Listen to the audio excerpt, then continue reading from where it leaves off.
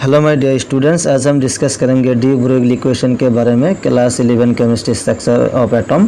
सो D Broglie equation एक बहुत important topic है। यहाँ से न्यूमेरिकल प्रॉब्लम एग्जाम में आते हैं, एज वेल एज जो थ्योरी होते हैं वो थ्योरी के बेसिस पर क्वेश्चन आते हैं।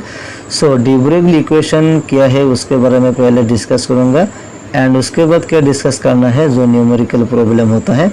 तो देखिए डी ब्रोगली इक्वेशन कहाँ से आया है। So according to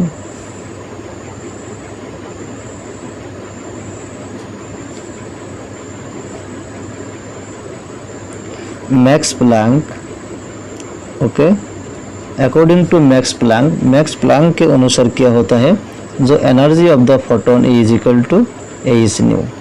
okay, equation 1 करके रखिए, E is equal to A is nu. So according to Max Planck energy क्या होता है, E equal to A is nu. Okay, again according to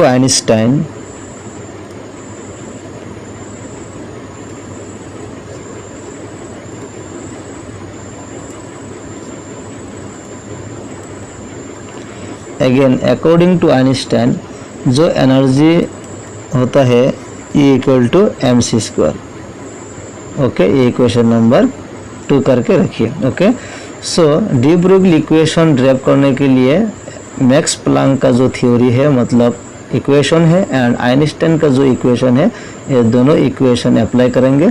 so according to Max Planck के अनुसार क्या होता है, इक्वल टू एच न्यू होता है, एंड अकॉर्डिंग टू आइंस्टाइन के अनुसार क्या होता है, is equal to M C square होता है।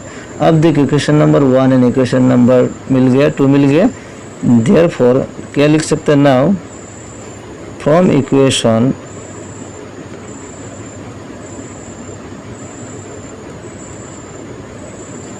from equation 1 and 2 we get, मतलब इक्वेशन 1 एंड 2 से क्या मिलते हैं, देखिए लेफ्ट साइड में E है, लेफ्ट हैंड साइड में E है, तो एच न्यू बराबर क्या होगा, एम सी स्क्वायर होगा। Okay, so H nu equal to क्या आएगा, M C square. Okay, clear हो गया, H nu equal to M C square.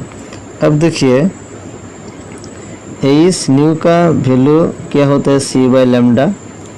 Okay, nu का वैल्यू क्या होता है, न्यू का जो और एक formula nu equal to C by lambda होता है। सो न्यू के जगह पर क्या लिख सकते हैं, C by lambda. So a C by lambda equal to M C square. Just ये सिंप्लीफाई करना है।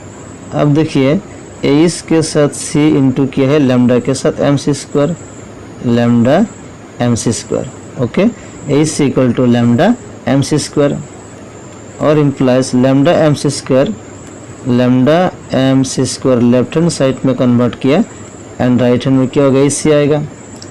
ओके, अब देखिए जो lambda, so lambda equal to H C divide by क्या आएगा, एम सी स्क्वायर आएगा।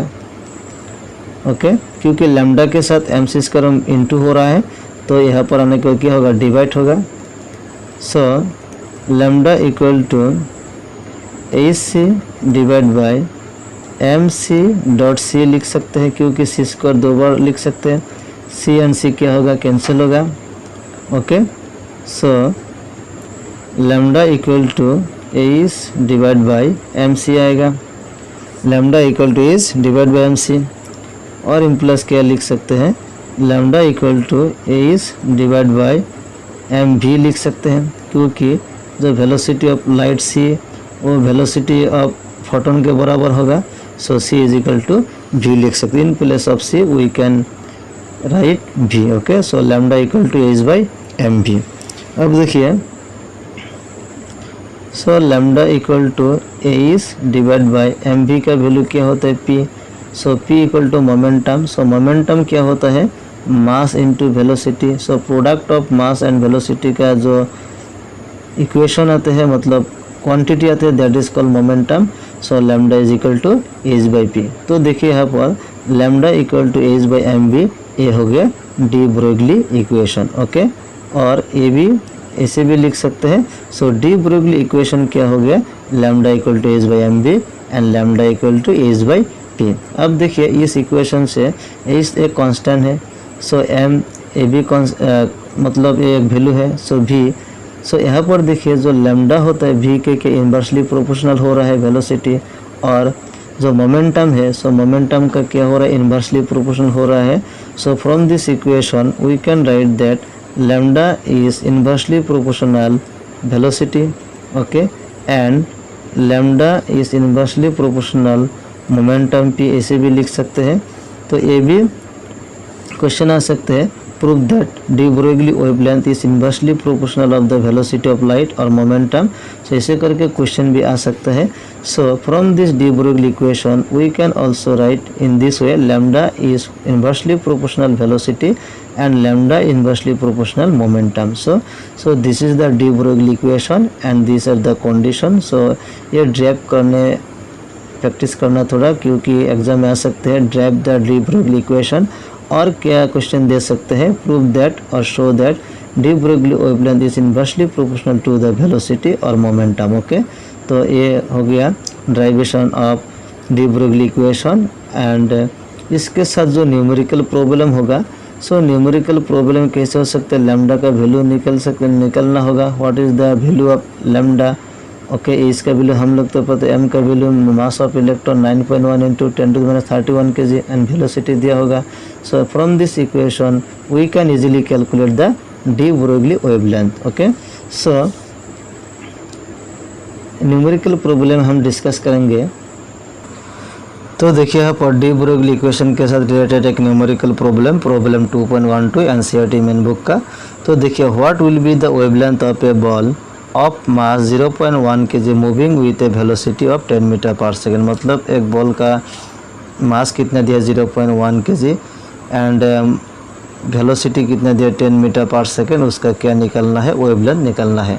मतलब यहाँ पर डी ब्रोगली का जो इक्वेशन है वो इक्वेशन यहाँ पर अप्लाई करेंगे, ओके। बहुत ही इजी क्वेश्चन है एंड इम्पोर्टेंट है। देखिए इसका सॉल्यूशन गिवन दिया है। देखिए m का वैल्यू अर्थात mass of the ball 0.1 kg, okay. Mass of the ball कितना दिया है, 0.1 kg एंड वेलोसिटी कितना दिया है, 10 metre per second, okay. Velocity कितना दिया है, 10 metre per second. So according to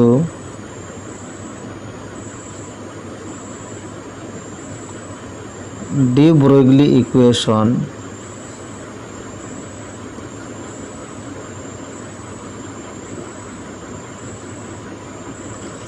okay. So de Broglie equation क्या था, lambda equal to A is divide by M B, जो ऑलरेडी प्रूव किया है।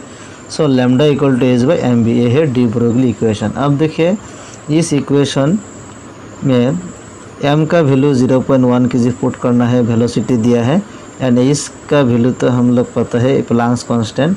सो इसका value 6.626 into 10⁻34 joule second, okay. And m का वैल्यू दिया है 0.1 kg, okay, 0.1 kg into velocity का वैल्यू दिया है 10 metre per second, okay. Clear हो गया। वेलोसिटी का वैल्यू कितना दिया है, 10 मीटर पर सेकेंड। अब देखिए ये सिंपल कैलकुलेशन है। यहाँ पर जूल सेकेंड है, यहाँ पर सेकेंड है। तो देखिए एक कंडीशन है, यहाँ पर जूल दिया है, यहाँ पर केजी दिया है, यहाँ पर मीटर दिया है पर सेकेंड, मीटर पर सेकेंड दिया है, ओके। तो यहाँ पर जो लैम्डा होता है वेवलेंथ का यूनिट क्या होता है, मीटर होता है, लेकिन यहाँ पर केजी एंड जूल दिया है, तो ये कैंसिल करना है।